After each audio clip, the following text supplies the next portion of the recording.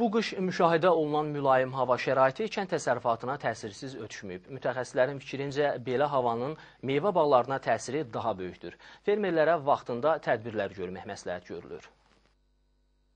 Qış fəslinin mülayim keçməsi aqrar sahəyə ciddi ziyan vura bilər. Kənd təsərrüfatı üzrə mütəxəssis Vidadi Şöyübov bildirir ki, ilin bu aylarında normadan artıq istinin müşahidə olunması meyvə bağlarına xüsusilə mənfi təsir edir. Havanın 15-17 dərəcə istiləşməsi ilə ziyanvericilər ağacların gövdə hissəsini zədələyirlər. Gövdələrdə yaranan çatlardan sonra ağaclar quruyur. Biz gördüyümüz bu ağacın üzərində şişmələr baş vermişdir. Bunun təsirini bilmək istəsək, bu məlum məsələdir. Ziyanverici və xəstəlik təsiri nəticəsində qeyri-parazit bu xəstəlik əmələ gəlmişdir.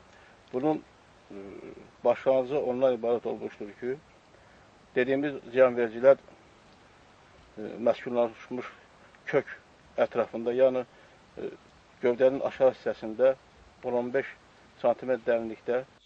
Mütəxəssis fermerlərə məsləhət bilir ki, bu kimi halların qarşısını almaq üçün qabaqlayıcı tədbirlərin görülməsi vacibdir. Bunun üçün bioloji, agrotexniki və kimyəvi tədbirlər həyata keçirilməlidir. Əks halda məhsuldarlığın aşağı düşəcəyi qaçılmazdır.